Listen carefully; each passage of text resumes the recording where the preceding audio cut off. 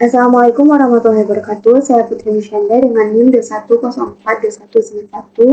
Baiklah, pada video ini saya akan presentasikan resume public policy di era Artificial Intelligence atau AI dengan judul artikel menilai kerangka siklus kebijakan publik di era kecerdasan buatan dari penetapan agenda hingga evaluasi kebijakan.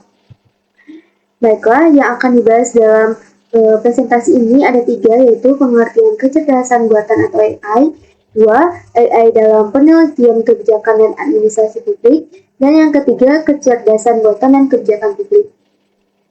Yang pertama, pengertian AI.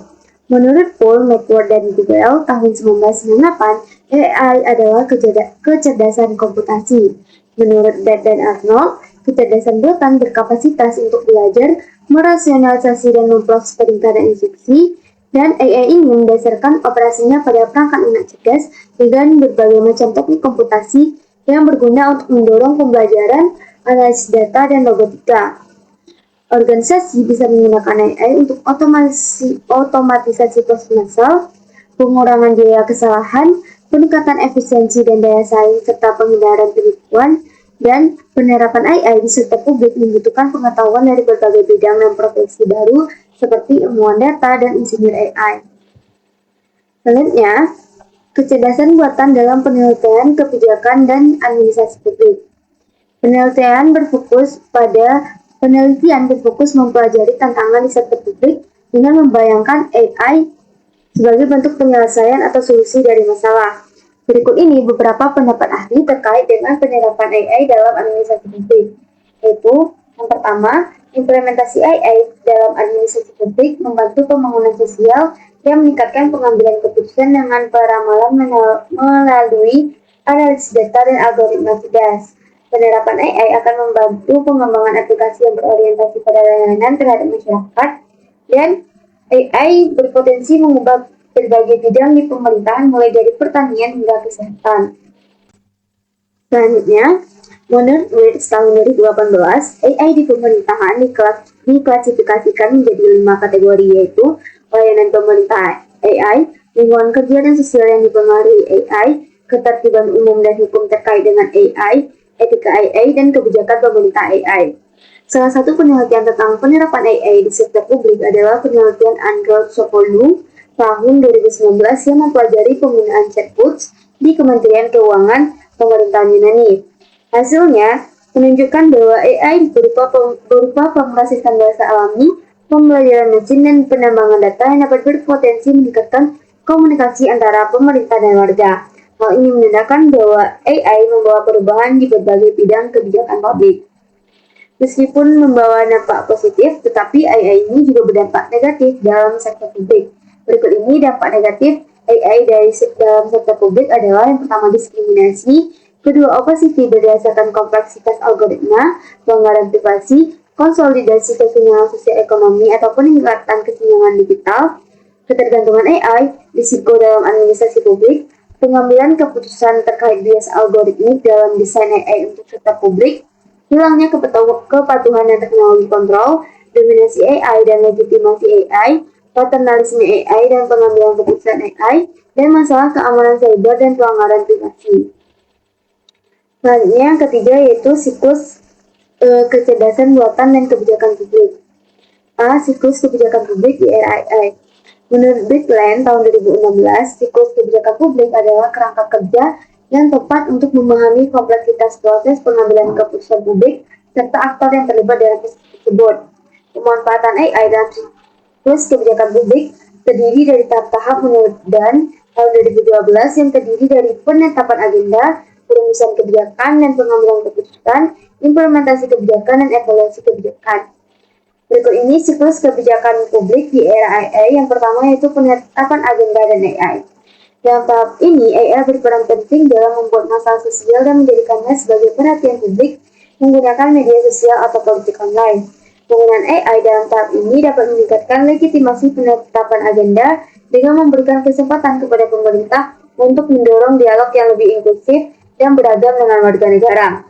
Namun, kekurangan infrastruktur dan kemampuan teknologi akan menyebabkan kesenjangan digital, dan pelanggaran privasi dalam penggunaan data. Yang kedua, perumusan kebijakan. Pada tahap ini, AI berperan memberikan dampak yang nyata mengenai opsi kebijakan yang mengemukakan data dan informasi sebuah isu. AI akan menjadi alat penting untuk pengembangan data, analisis teks, dan pencarian data sosial. Pada tahap ini, AI dapat menemukan pola dalam data yang mungkin mengarah pada solusi untuk mendukung kebijakan publik. Namun di sisi lain juga menghasilkan lebih banyak kompleksitas dalam pengambilan keputusan, kemungkinan pengambilan keputusan yang bias, dan kurangnya kepercayaan sosial berdasarkan ketidakjelasan algoritma. Yang ketiga, tahap implementasi kebijakan. Dalam tahap ini, pemanfaatan AI terkait dengan dua aspek, yaitu AI dapat memfasilitasi isu-isu yang dapat diimplementasikan dengan tingkat intensitas yang berbeda-beda, dan analisis AI dapat memperkuat dan mempercepat pemrosesan sumber data dan informasi. Pemrosesan data melalui AI dapat menghasilkan pola-pola yang berguna untuk membuat prediksi yang dapat mengarah pada pengucilan kelompok rentan atau menghasilkan kontrol yang lebih besar dalam masyarakat. Namun, kesenjangan digital dan kompleksitas algoritma akan menyebabkan kemungkinan penerapan kebijakan yang buruk. Selanjutnya, tahap evaluasi kebijakan. Pada tahap ini, AI dan Big Data akan memfasilitasi penanaman evaluasi ke setiap hasil siklus kebijakan, menggantikan anggapan bahwa evaluasi hanya terjadi di akhir proses kebijakan. AI akan melakukan evaluasi yang disampaikan secara real-time sejak awal implementasi lahirnya gagasan evaluasi berkelanjutan dalam pemerintahan dan administrasi publik.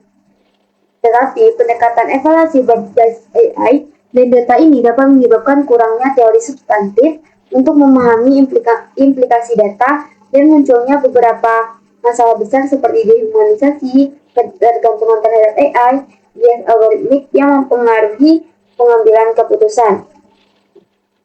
Selanjutnya, kasus kecerdasan buatan dalam siklus kebijakan publik. Yang pertama, kasus AI dalam penentuan agenda. Contoh kasusnya adalah peta kesehatan untuk melacak wabah Ebola. Menurut Greenlinger tahun 2014, pelacakan wabah bergantung pada situs web pengawasan penyakit yang bertindak sebagai pusat pemrosesan informasi, di mana situs-situs ini menggunakan kombinasi perangkat guna AI dan keahlian manusia untuk melacak, melaporkan, dan memetakan informasi terkait krisis kesehatan masyarakat. Peta kesehatan ini seringkali lebih cepat daripada respon kementerian pemerintah dan organisasi internasional. Yang kedua, kasus AI dalam perumusan kebijakan dan pengambilan keputusan. Salah satu contoh kasusnya adalah penelitian Good tahun 2016 mengenai kasus Audrey, yaitu asisten pemahaman data melalui penalaran, ekstraksi, dan sintesis. Ia merupakan inovasi dan cara baru untuk menjaga keamanan petugas pemadam kebakaran, polisi, para medis, dan tim tanggap cepat lainnya melalui peningkatan kesadaran terhadap lingkungan dan keterampilan komunikasi mereka. Audit ini menggunakan teknik AI yang dapat melacak seluruh tim pemadam kebakaran, mengirimkan sinyal yang relevan kepada orang-orang, dan membantu membuat rekomendasi tentang bagaimana mereka dapat bekerja sama. Selanjutnya, kasus AI dalam implementasi kebijakan. Salah satu contoh kasusnya adalah berdasarkan penelitian yang dilakukan oleh Baraniuk tahun 2015 mengenai algoritma di San Mateo, California, tepatnya di Patahan San Andreas. Algoritma berisikan data publik yang berisi usia, jenis, dan bahan konstruksi masing-masing bangunan. Data ini digunakan untuk menilai bagian kota mana yang paling terkena dampak, mengambil risiko, dan memprioritaskan upaya penyelamatan. Secara efektif, algoritma ini memprediksi bagaimana bangunan akan bereaksi terhadap gelombang kejut dan memetakan kerusakan. Kemudian, tim tanggap darurat akan menganalisis informasi untuk mengidentifikasi keberadaan dan jumlah orang yang terkena dampak terbesar. Selanjutnya, kasus AI dalam evaluasi kebijakan. Salah satu contohnya adalah penelitian oleh Groothuis tahun 2019 mengenai kios pengenalan wajah di Tiongkok yang dapat bermanfaat untuk evaluasi kebijakan publik di bidang keamanan dan migrasi.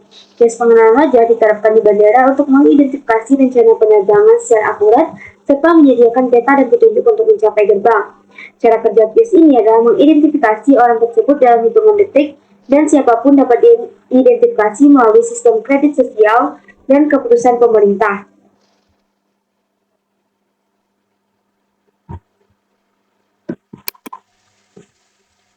Selanjutnya, kerangka siklus kebijakan yang dinamis.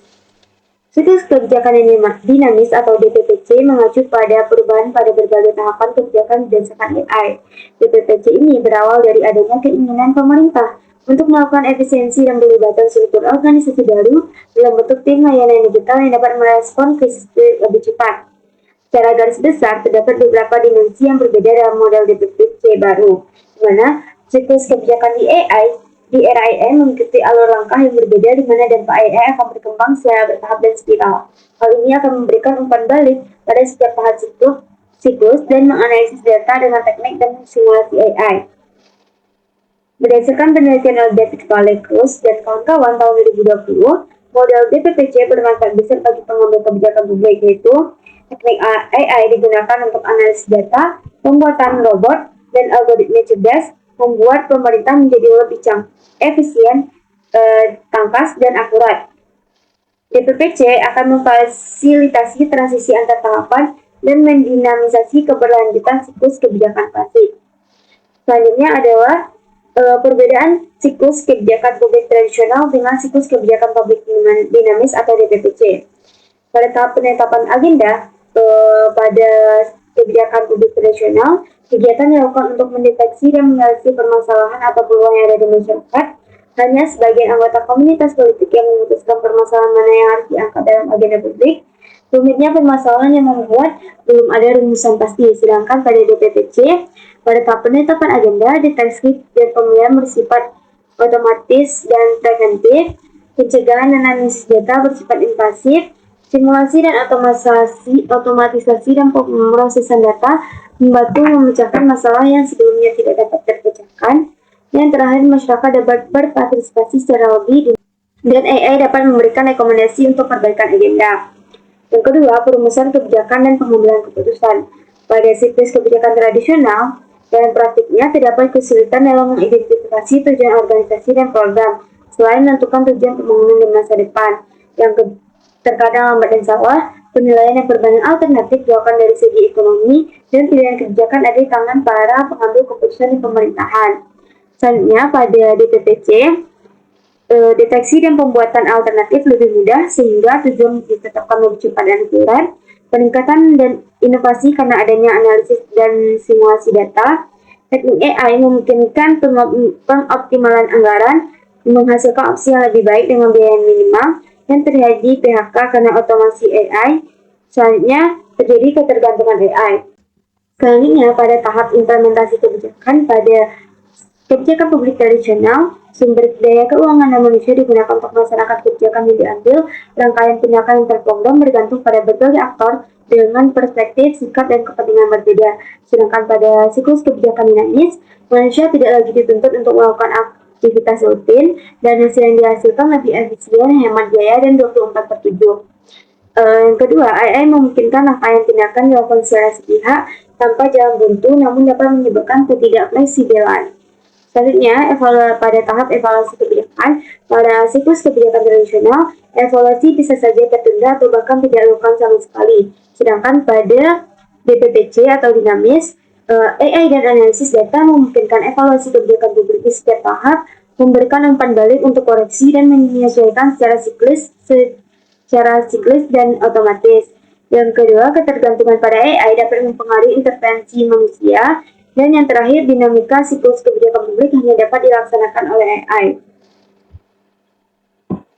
Baiklah, mungkin sekian yang dapat saya presentasikan. Assalamualaikum warahmatullahi wabarakatuh.